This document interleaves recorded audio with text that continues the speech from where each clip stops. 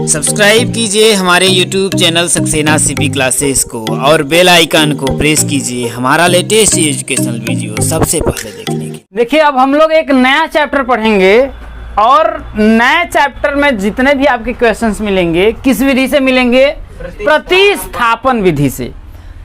जो आपके दो चर वाले रैखिक समीकरण हैं, एक आप लोगों का ग्राफी विधि से हम लोगों ने पढ़ा था। अब आप लोगों को पढ़ना पड़ेगा। देखिए, एक सालों करने की विधि होती है प्रतिस्थापन विधि। इसके आगे पढ़ेंगे तो विलोपन विधि, वैसे बढ़ेंगे और आगे बढ़ेंगे तो वज्र गुणन विधि। तो समीकरणों के सालों करने की अलग अलग विधि होती है। अच्छा, ये विधियां क्यों होती हैं कि कोई जो इक्वेशंस होता है ग्राफी विधि से बहुत आसानी तरीके से सॉल्व हो जाता है। कुछ जो समीकरण होता है किससे? प्रतिस्थापन विधि से बहुत आसानी से सॉल्व हो जाता है। कुछ जो है विलोपन विधि से बहुत आसानी से हो जाता है और कुछ जो वज्रगुणन विधि से। इसलिए अलग अलग तरीके की आपकी विधियां हैं। तो प्रतिस्थापन विधि को कैसे, प्रतिस्थापन विधि द्वारा हम क्वेश्चनों को सॉल्व करेंगे? तो ये आपका उदाहरण 7 जो दिया है, उस उदाहरण के थ्रू हम समझते हैं कि प्रतिस्थापन विधि से किसी भी समीकरण को कैसे सॉल्व किया जाता है और x और y का मान निकाला जाता है। ठीक है, तो हम क्या करते हैं? देखिए कि प्रतिस्थापन विधि में क्या करते हैं ना, कोई भी जो चर है, जैसे इसमें देखिए एक चर है, इसमें भाई ये दो चर है ना, तो एक चर जो है ना उसको बराबर के इधर ले जाते हैं। क्या करते हैं भाई? बराबर के इधर ले जाते हैं। तो जैसे मैं देखिए समीकरण 2 है, अगर इसको मैं अगर सॉल्व करूं, देखिए इधर आएगा, देखिए x बराबर होगा देखिए 3, ये 2i आपका इधर आएगा तो कितना हो जाएगा? माइनस का 2i हो जाएगा। यहां तक कोई दिक्कत है? ये आपका समीकरण क्या हो गया? आपका 3 हो गया ये आपका समीकरण। ठीक है, अब जब यहां पर आप क्या करेंगे, इतना करने के बाद ना ये जो x का मान आया 3 - 2i, इस मान को भाई इसको मैंने सॉल्व किया ना, तो इसमें नहीं रखेंगे। इसके अलावा कौन सा समीकरण बचा? एक आएगा, तो यही x के जगह पर पूरा यही मान हम क्या करेंगे? उठा करके रख देंगे। समझ आया? यही आपका प्रतिस्थापन विधि होता है। क्या है? यही एक प्रतिस्थापन विधि है। तो हम क्या करेंगे? देखिए कि समीकरण 3 का मान, किसका? समीकरण 3 का मान समीकरण 1 में रखने पर, जब समीकरण 3 का मान समीकरण 1 में रखेंगे, देखिए 7।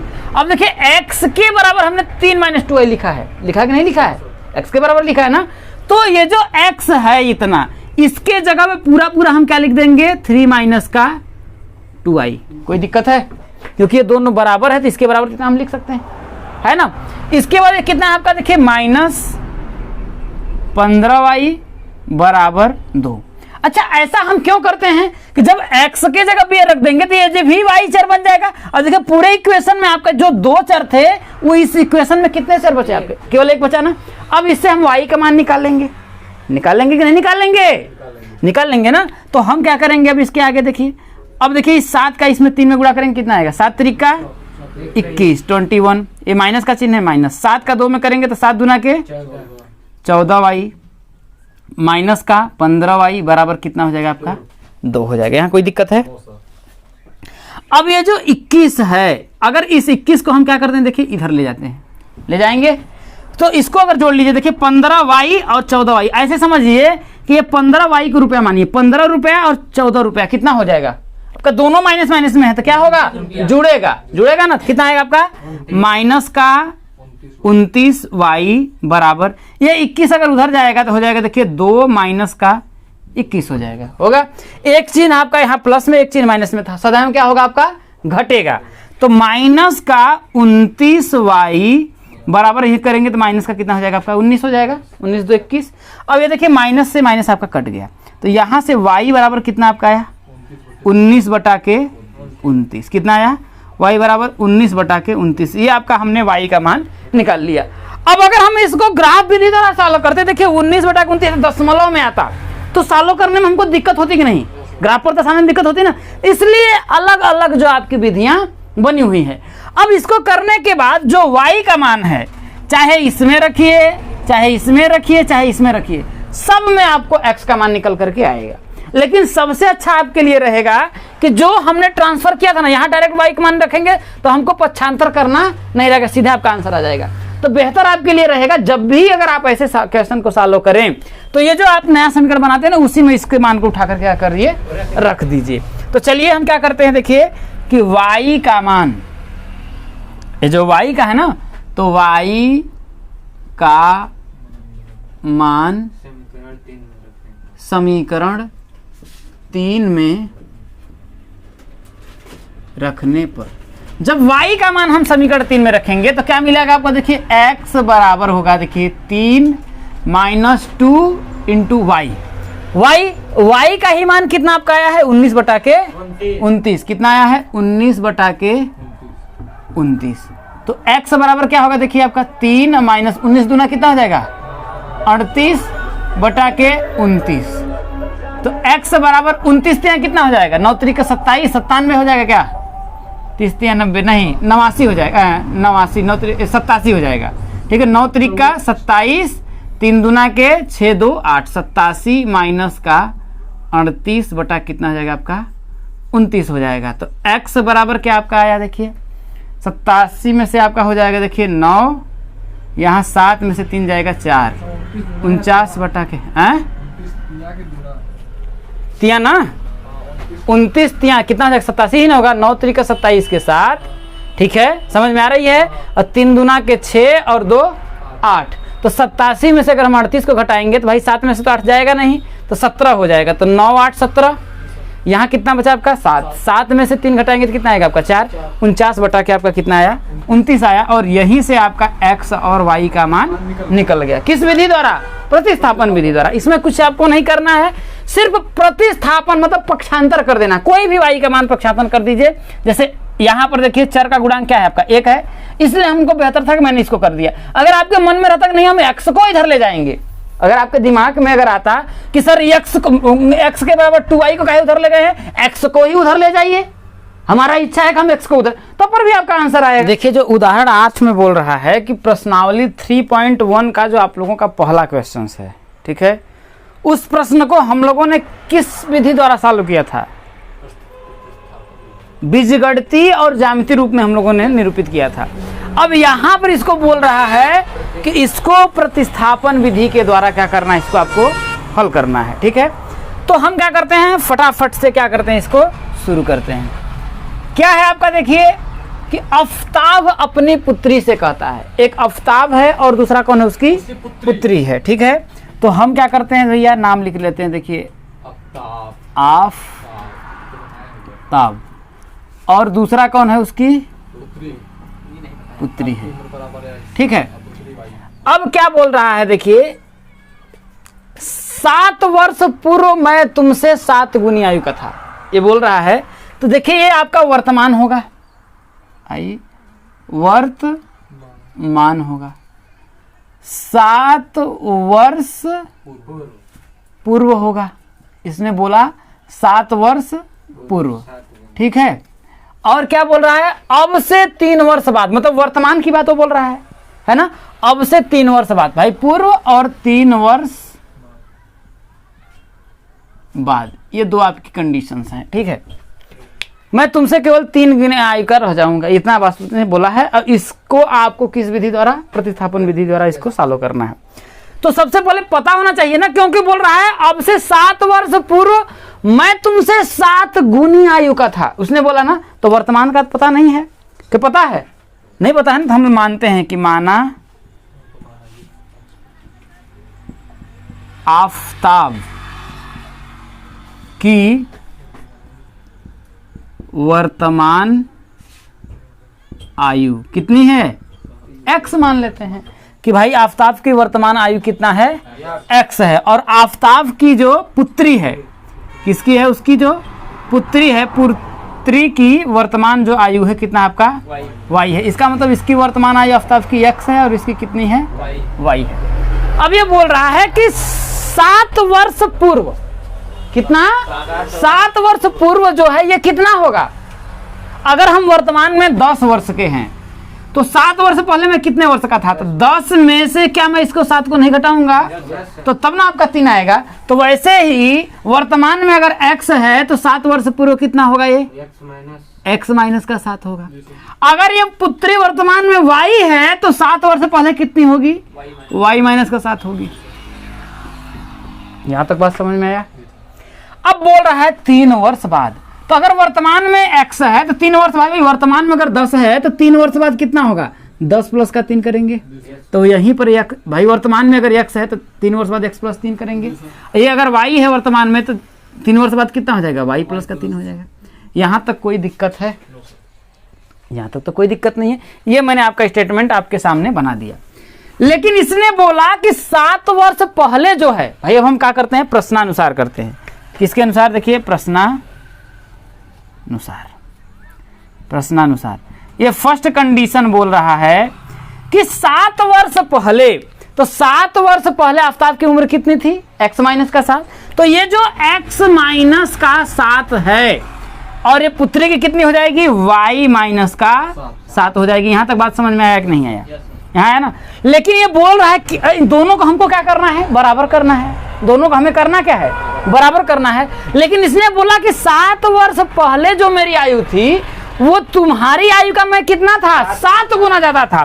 तो ये 7 गुना इससे क्या है? ज्यादा है। अगर हमको बराबर करना है तो इसको भी तो 7 गुना हम करेंगे। 7 से गुणा करना पड़ेगा, नहीं करना पड़ेगा? आया ना? यहाँ तक बात समझ में आया ना? क्योंकि ये बोल रहा है ना कि 7 वर्ष पहले ये मेरी जो आयु है ये तुम्हारी पुत्री की आयु है। अब ये ऑलरेडी 7 गुना क्या इससे ज्यादा है। तो दोनों को बराबर करने के लिए या तो मैं इसमें 7 से भाग दूं या तो मैं इसमें 7 का गुणा करूं। 7 गुना करूं तो दोनों पक्ष बराबर होगा। यहाँ तक कोई दिक्कत नहीं है। अब हम इसको क्या करते हैं? सालो करते हैं। तो जब हम इसको सालो करेंगे देखिए तो x माइनस का 7 हो जाएगा। देखिए तो x माइनस का 7 बराबर 7 का y में गुणा करेंगे तो कितना हो जाएगा आपका? 7y और 7 सत्ते कितना हो जाएगा आपका? माइनस का कितना हो जाएगा आपका? 49। कोई दिक्कत है? कोई दिक्कत नहीं है ना? अब इसको उठा करके हम इधर ले जाते हैं तो x बराबर क्या आपका आएगा? देखिए 7y माइनस का 49 और प्लस का कितना हो जाएगा आपका? 7 हो जाएगा। भाई इधर आपका आ जाएगा तो ये माइनस में 7 है, इधर आपका प्लस में 7 हो जाएगा। तो x बराबर कितना हो जाएगा? देखिए 7y माइनस का कितना हो जाएगा? 42। इसको y को इधर ना लाइए क्योंकि हम x का मान निकाल कर सीधे क्या करेंगे? प्रतिस्थापित कर देंगे। सेकंड इक्वेशन बनाएंगे तो ये समीकरण नंबर कितना हो जाएगा आपका? 1 हो जाएगा। यहाँ तक कोई दिक्कत है? अब ये पहला का कंडीशन था। सेकेंड कंडीशन में वो क्या बोल रहा है? देखिए सेकेंड कंडीशन में वो बोल रहा है देखिए कि 3 वर्ष बाद आफ्ताब कितनी उम्र का हो रहा है? x प्लस का 3 का। और इसकी जो पुत्री कितनी वर्ष की हो रही है? y प्लस का 3 का हो रही है। ठीक है ना? लेकिन बोला कि बिटिया रानी मेरी 3 वर्ष बाद अगर तुम हमको देखोगी तो मैं तुमसे 7 गुना नहीं रहूंगा। कितना हो जाऊंगा? यही मेरी जो उम्र होगी तुम्हारी उम्र की 3 गुनी हो जाएगी। कितनी हो जाएगी? 3 गुनी हो जाएगी। तो यहाँ पर दोनों को हमें करना क्या है? बराबर। तो ये बिटिया रानी से पापा जी 3 गुना अगर ज्यादा हैं और दोनों को हमको करना क्या है? बराबर करना है। तो क्या हमको 3 का इधर नहीं करना पड़ेगा? 3 का गुणा करेंगे क्योंकि ये 3 गुना ऑलरेडी ज्यादा है। हम बोल रहा है ना कि 3 वर्ष बाद मैं तुमसे केवल 3 गुनी का आयु का रह जाऊंगा। पहले तो 7 गुना था लेकिन 3 वर्ष बाद केवल मैं तुमसे 3 गुनी आयु का रह जाऊंगा। और दोनों को हमें करना है बराबर। तो भाई 3 का इधर नहीं गुणा करेंगे, ये 3 गुना ज्यादा है तो 3 का इसमें गुणा कर देंगे तो दोनों क्या हो जाएंगे? कोई दिक्कत है? अब करते हैं सालो। तो ये हो जाएगा आपका देखिए कि x प्लस 3 बराबर 3 का y में करेंगे तो हो जाएगा आपका देखिए 3y प्लस का कितना हो जाएगा आपका? 3 हो जाएगा। तो x बराबर अगर हम करेंगे देखिए तो 3y प्लस का 3, ये आपका इधर जाएगा। अच्छा हाँ 3y प्लस 3 3 का कितना हो जाएगा आपका? 9 हो जाएगा। तो ये आपका हो जाएगा देखिए कि 9 और ये 3 आपका इधर आएगा तो कितना होगा? माइनस का 3 हो जाएगा। कोई दिक्कत है? यहाँ तक तो कोई दिक्कत नहीं है। तो यहाँ से अगर आप करेंगे देखिए तो x ये 3y को इधर ला दीजिए तो माइनस का 3y बराबर 9 में से 3 घटाएंगे कितना हो जाएगा आपका? 6 हो जाएगा। कोई दिक्कत है? ये समीकरण क्या हो जाएगा आपका? सेकंड हो जाएगा। समीकरण 1 का मान उठा करके समीकरण 2 में रख दीजिए। क्या करिए? समीकरण 1 का मान क्या है? देखिए ये प्रतिस्थापन ही विधि है ना कि भाई x का मान हम लोग निकाला इतना, अब यही क्या करना है? इसमें हमको रख देना है। कोई दिक्कत है? तो हम क्या करते हैं? समीकरण 1 का मान समीकरण 1 का मान समीकरण 2 में रखने पर, समीकरण 1 का मान जब समीकरण 2 में रखेंगे तो यहाँ देखिए x है, अब x के जगह पे हम क्या रखेंगे 7y माइनस का 40, तो यहाँ रखेंगे देखिए 7y माइनस का 42 माइनस का 3y बराबर कितना हो जाएगा आपका 6 हो जाएगा। तो 7y में से जब हम 3y को घटाएंगे तो कितना आपका आएगा 4y, यही तो आएगा भाई। यह 7y है, 7 रुपया में से अगर 3 रुपया किसी को हमने दे दिया तो 4 रुपया बचा ये। तो देखिए x का जो मान है हम लोगों ने कितना है 7y माइनस का 42 है, तो भाई इस जगह पर किसके, इस x के जगह पे हमने रखा 7y माइनस का 42, इसके माइनस 3y था, माइनस 3y बराबर का आपका 6 होगा। कोई दिक्कत है? अब देखिए 7y में से भाई 3y को हम घटा देंगे, है कि नहीं, ये घट जाएगा तो कितना आपका आएगा देखिए 4y, कितना आएगा आपका 4y। तो 4y बराबर ये 42 आपका उधर जाएगा तो हो जाएगा प्लस का 42 और प्लस का 6 हो जाएगा। भाई कोई दिक्कत नहीं, प्लस तो किधर ही रख सकते हैं। तो यहाँ से आपका 4y बराबर कितना होगा 42 6 कितना हो जाएगा आपका 48 हो जाएगा। तो y का मान कितना निकल के आपका आया 48 बटा के 4। तो y का मान कितना आपका हो जाएगा 12 चौक 48। कहने का मतलब पुत्री की वर्तमान उम्र कितनी थी 12 वर्ष थी। कितनी थी 12 वर्ष थी। अब हमको यक्ष का मान निकालना है। किसका मान निकालना है x का मान निकालना है। तो हम क्या करते हैं देखिए कि x का जो मान है y का जो मान है ना समीकरण 1 में रख देते हैं।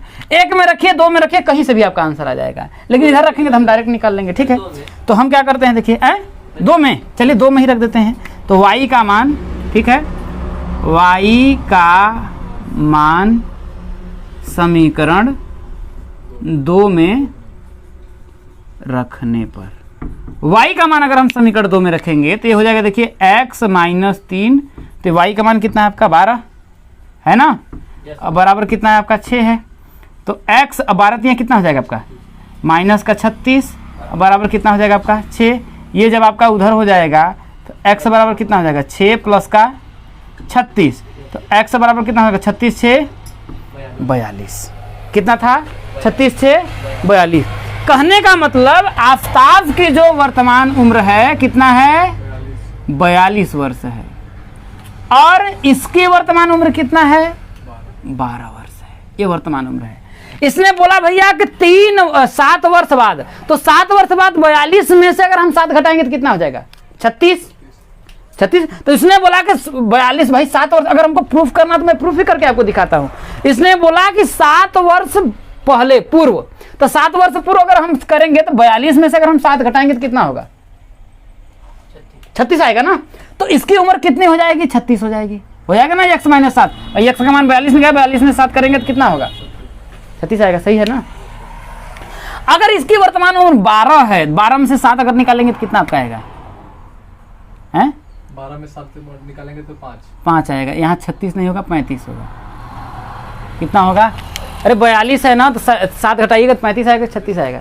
36 6 42 होता है, ठीक है ना। तो ये 35 होगा। अब देखिए क्या ये 5 है और ये 35 है, इसीलिए हम कह रहा था ना दोनों को बराबर कर रहा था, है कि नहीं। इसकी x माइनस 7 की देखिए बात कितना आया 35 आया। यहाँ से हम लोगों ने किया तो इसका मान 35 आ रहा था, यहाँ y माइनस 7 का मान हम लोगों ने कर रहे हैं तो 5 आ रहा था। अब दोनों को हमको बराबर करना तो कब 35 बराबर 5 होगा नहीं ना। अब दोनों को मैं बराबर कर रहा था इसलिए मैं इसमें 7 का गुणा कर दे रहा था, 7 5 35 दोनों बराबर हुआ। तो ये देखिए कंडीशन को अप्लाई कर रहा ना कि देखिए हम सही निकाल रहे हैं। देखिए 35 5 7 35 7 गुना है कि नहीं है। अब उसने कहा कि बिटिया 3 वर्ष बाद, क्या बोला 3 वर्ष बाद, तो ये 42 था तो 3 वर्ष बाद कितना 3 जोड़ेंगे तो कितना हो जाएगा आपका 45 हो जाएगा।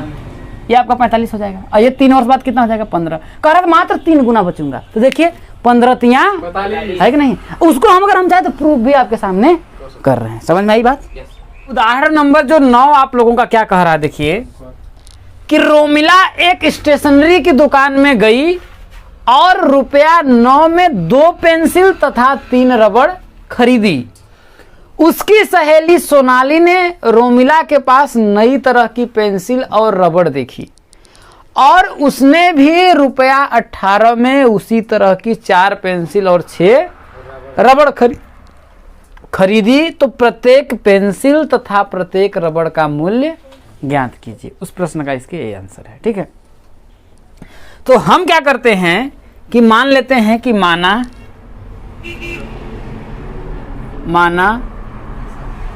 पेंसिल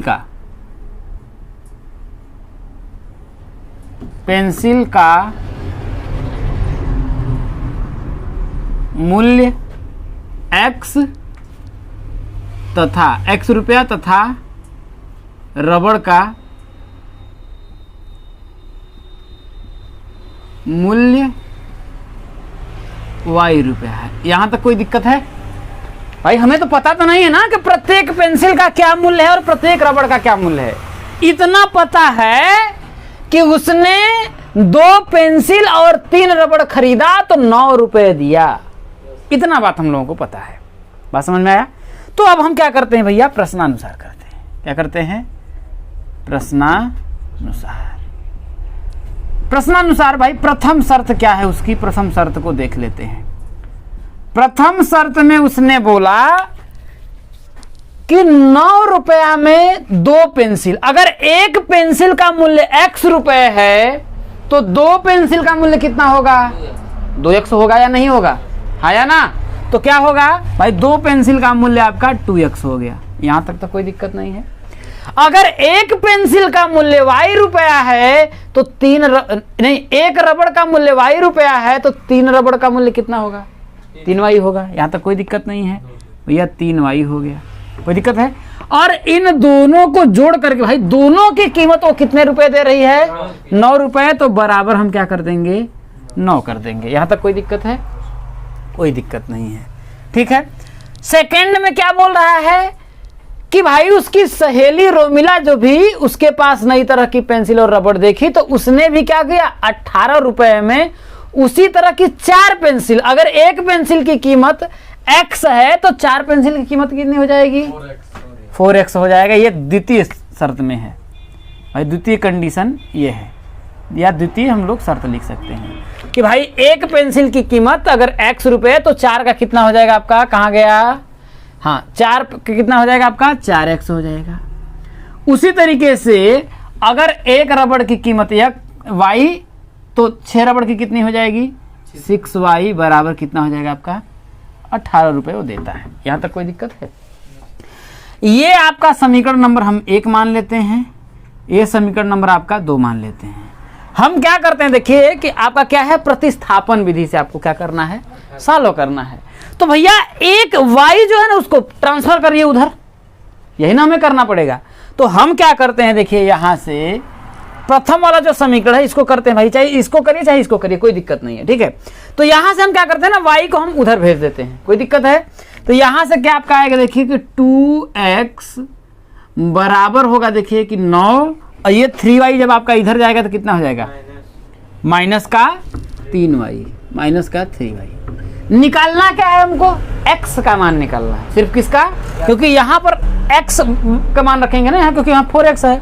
तो जब यहाँ से x का मान हम निकालेंगे तो कितना आएगा, देखिए 9 माइनस 3y और बटा कितना हो जाएगा आपका? 2। इसे हम क्या मान लेते हैं? समीकरण नंबर 3 मान लेते हैं। ये हम लिख देते हैं समीकरण 1 से। समीकरण 1 से हम लोगों ने ऐसा किया है। कोई दिक्कत है? अब ये जो समीकरण 3 का जो मान है ना, 1 में नहीं रखेंगे क्योंकि 1 से तो हम लोगों ने ये लाया है। अब इस मान को हम कहाँ रखेंगे? समीकरण 2 में रखेंगे। समीकरण 2 में x के स्थान पर रखेंगे। सदैव ध्यान रखिएगा, जिसको आप जिससे x का मान निकाल रहे हैं उसी में मत रखिएगा, समझ रहे हैं ना? नहीं तो बराबर बराबर आ जाएगा, समझ रहे हैं ना? अब इसका जो मान है उठा करके हमेशा दूसरे वाले समीकरण में रखेंगे। तो हम लिखेंगे क्या कि समीकरण किसका? 3 का मान किसमें? समीकरण 2 में रखने पर। जब समीकरण 2 में रखेंगे तो यहां तो आपका 4 है, x का जो मान है वो कितना हम लोगों ने निकाला है? 9 माइनस 3y बटा कितना? 2 यहां पर निकाला। इसके बाद प्लस का 6y बराबर कितना है आपका? 18 है। यहां तक कोई दिक्कत है? अब यहां से देखिए, ये तो आपका ब्रैकेट में, देखिए 2 से 2 कट जाएगा, 2 दूना के। बात समझ में आ रही है कि नहीं आ रही है? यहां तक तो ठीक है ना? अब हम क्या करते हैं, देखिए आपका हो जाएगा, देखिए 2 9 माइनस 3y प्लस 6y बराबर कितना हो जाएगा आपका 18। तो 9 दूना कितना हो जाएगा आपका 18 माइनस 3 दूना कितना हो जाएगा आपका 6y प्लस का 6y बराबर कितना हो जाएगा आपका 18 हो जाएगा। तो यहाँ देखिए 6y से आपका माइनस 6y कट जाएगा, नहीं कट जाएगा, प्लस माइनस, तो यहाँ पे आपका आया 18 बराबर 18। अब आपके दिमाग में आया भैया ना हमको x का मान मिला न तो y का मान मिला, आपका 18 बराबर 18 आया। ऐसा क्यों आया है, ऐसा क्यों आया है, क्योंकि यही जो समीकरण 1 है ना, इसमें देखिए सिर्फ आपका 2 का गुणा किया गया है, 2 का गुणा किया गया ना। अगर पूरे समीकरण में 2 का गुणा करेंगे तो 2 दूना कितना हो जाएगा 4x, 3 दूना कितना हो जाएगा 6y, 9 दूना कितना हो जाएगा आपका 18। इसी समीकरण में मात्र कितना 2 का हम लोगों ने गुणा किया है, क्योंकि ये दोनों समीकरण क्या है एक ही है। अब इन दोनों से जब हम लोग बना रहे थे, जब इन लोगों को ग्राफ कर रहे थे, तो दोनों रेखाएं क्या हो रही थी, एक के ऊपर एक से जा रही थी, क्या हो रही थी आपकी संपाती हो रही थी। तो जब संपाती है भैया एक के ऊपर एक जा रही है तो x का अनंत हल है, अब y का भी क्या है अनंत हल है, कुछ भी जब दोनों पूरा चिपक करके ही जा रहा है, क्योंकि प्रतिच्छेदी होती हैं तो एक पॉइंट मिलता है जहां से x और y का मान हमें मिलता है, और संपाती होते एक के ऊपर पूरा चिपक करके ही एक है ऐसे जा रही है और दूसरा भी इसी के ऊपर से जाएगी, क्या पता चलेगा कौन सा x का मान है भाई, यहां से x का मान जो रखो वही y का मान होगा, है कि नहीं। तो इसके अनंत हल होंगे। तो ये दिखा रहा है कि 18 बराबर 18 है, x और y का मान हमें फिक्स नहीं आ रहा है, तो इसका मतलब क्या होगा कि इसके कितने होंगे, यह संपाती हैं, यह क्या है संपाती हैं, लिखेंगे अतः इसके अनंत हल हैं, कितना अनंत हल है, हल संभव है। ये बात समझ में आएगी नहीं है, तो यह आपका आंसर हो जाएगा, क्योंकि भाई प्रतिच्छेदी होंगे तब तो हम x y का मान निकालेंगे ना, यही एक पॉइंट मिलता है। संपाती हो जाए तो पूरा दोनों एक ही पर से जाता है, और समांतर है तो भैया हल संभव ही नहीं आएगा। बात समझ में आया कि नहीं है, तो ये आप लोगों का है। उदाहरण नंबर 10 में क्या कह रहा है आपका कि 2 रेल पटरियां समीकरणों इतना और इतना द्वारा निरूपित की गई हैं। यहां से आपको कह रहा है कि x और y का मान ज्ञात करना है, किसका x और y का मान ज्ञात करना है, और किसके प्रतिस्थापन विधि के द्वारा हमें करना है, ठीक है। तो देखिए पहला क्या है आपका, देखिए कि x प्लस 2y माइनस का 4 बराबर कितना है आपका 0 है। इसको हम क्या करते हैं समीकरण 1 मान लेते हैं, ठीक है। दूसरा समीकरण क्या दिया, देखिए कि 2x प्लस 4y माइनस का 12 बराबर कितना है आपका 0 है। इसे हम क्या करते हैं समीकरण नंबर 2 मान लेते हैं। समीकरण 1 से देखते हैं, देखिए समीकरण 1 से, समीकरण 1 से देखिए हमको क्या करना पड़ेगा ना, देखिए y को इधर, इसको इधर भेज दिया जाए तो x देखिए हमको इससे यहाँ पर 2x है, यहाँ पर x है, ठीक है ना, तो x का मान सीधे मिल जाएगा, और यहाँ पे करेंगे तो x कहाँ पर रहेगा, भाग में जाएगा, है कि नहीं। तो आसान है कि हम इससे x का मान निकाल लें। बात समझ में आ रही है कि नहीं आ रही है। तो क्या करते हैं, देखिए कि क्या है आपका, देखिए कि x प्लस 2y माइनस का 4 बराबर कितना है आपका 0 है। तो x बराबर करते हैं, देखिए इसको पूरा भेज देते हैं उधर, तो ये 2y जब आपका इधर जाएगा तो कितना हो जाएगा आपका माइनस का 2y हो जाएगा, ये माइनस का 4 इधर जाएगा तो क्या होगा आपका प्लस का 4 हो जाएगा, ये 2y आपका इधर जाएगा तो कितना हो जाएगा माइनस का 2y हो जाएगा। तो x बराबर 4 माइनस का 2y हो गया। यहाँ तक कोई दिक्कत है। ये समीकरण नंबर हम इसको क्या मान लेते हैं आपका 3 मान लेते हैं।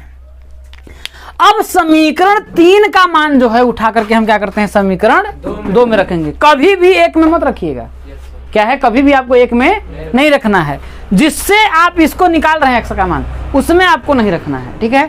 अब उसका मान उठा करके आपको क्या करना है समीकरण 2 में रख देते हैं, ठीक है। तो समीकरण 3 का मान किसका, समीकरण 3 का मान समीकरण 2 में रखने पर, समीकरण 3 का मान हम समीकरण 2 में रखते हैं। जब यहां पर रखेंगे इस मान को तो देखिए यहां पर 2 है कि नहीं है 2। अब देखिए x का ही मान तो हम लोगों ने निकाला है 4 माइनस 2y, तो x के जगह पे हम क्या करेंगे 4 माइनस 2y रख देंगे, तो क्या हो जाएगा आपका देखिए 4 माइनस का 2y, ठीक है। इसका क्या हो जाएगा प्लस 4y माइनस का 12 बराबर कितना हो जाएगा आपका 0 हो जाएगा। यहाँ तक कोई दिक्कत है? अब देखिए कि 4 दूना कितना हो जाएगा आपका 8, 2 दूना कितना हो जाएगा माइनस का 4y प्लस का 4y, ये 12 को उधर भेज दीजिए, कितना हो जाएगा बराबर का 12 हो जाएगा। हो जाएगा कि नहीं हो जाएगा? कोई दिक्कत है? यहाँ से देखिए आपका 4y कट गया, कट गया कि नहीं कट गया? बचा क्या आपका, देखिए कि 8 बराबर कितना हुआ आपका 12। अब जरा एक बात बताइए, 8 कभी भी 12 के बराबर हो सकता है? 8 इज नॉट इक्वल्स टू 12। अब बताइए कि यहां से ना हमको x का मान मिला न y का मान मिला, और ये दोनों बराबर भी नहीं हुआ, तो यहां से हमें क्या मिला कि ये दोनों बराबर क्यों नहीं हुआ? क्योंकि ये प्रतिच्छेदी है। अरे भैया समांतर हैं, हल संभव ही नहीं है। हमने बताया था ना कि यहां से अगर a1 बटा के a2 जो है बराबर b1 बटा के b2 होता है, लेकिन is not equals to c1 बटा के c2। मैंने बताया था ना, इससे पहले जो हम लोगों ने एग्जाम्पल किया है उसमें 18 बराबर 18 आया था कि नहीं आया था? ये दोनों क्या हुआ था आपका बराबर आ गया था ना। अगर इस 18 को अगर आप इधर लाएंगे तो देखिए 18 माइनस का 18, इधर क्या बचेगा 0 हो जाएगा। 18 से 18 0 बराबर 0 हो जाएगा कि नहीं हो जाएगा? कुछ भी करिए आपका 0 होगा। अगर आपका 12 को अगर आप इधर ले जाएंगे तो 8 माइनस का 12 बराबर क्या होगा 0, इसमें घटाएंगे तो माइनस का 4 बराबर 0। तो क्या ये दोनों बराबर है? नहीं है। ऐसा क्यों हो रहा है? ऐसा इसलिए हो रहा है कि ये जो हमारे समीकरण हैं ये क्या है, समांतर हैं। जब समांतर हैं तो x और y का मान संभव होगा नहीं, एक बार भी नहीं कटेगा। भाई संपाती है तो उसी पर से जा रहा है, दोनों एक के ऊपर दूसरा चल जा रहा है। अब प्रतिच्छेदी है तो एक दूसरे को काट रहा है, तो हमको पता चल रहा है कि x और y का मान आ रहा है। भाई प्रतिच्छेदी मैंने ऐसे बताया ना, प्रतिच्छेदी अगर ये होगा तो एक दूसरे को काटेगा, तो यहाँ पर वो आता है x और y का मान आता है। समांतर होती है तो एक के ऊपर चले जाते हैं भाई, x और y का कहीं पर भी मान लीजिए सब पूरा वही होता है। लेकिन समांतर में क्या होता है कि समीकरण ऐसे जाता है कि नहीं जाता है? और जब कहीं टच ही नहीं करेगा तो x और y मिलेगा कहाँ से?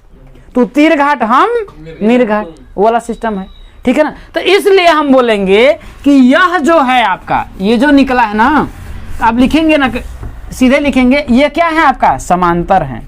ये क्या है? यह समांतर है। क्या इनकी जो रेखाएं हैं वो क्या है? समांतर हैं। अतः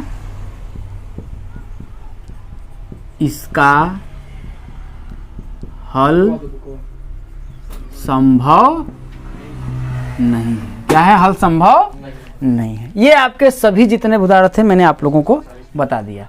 अब आप लोगों का जो प्रश्नावली है अगले दिन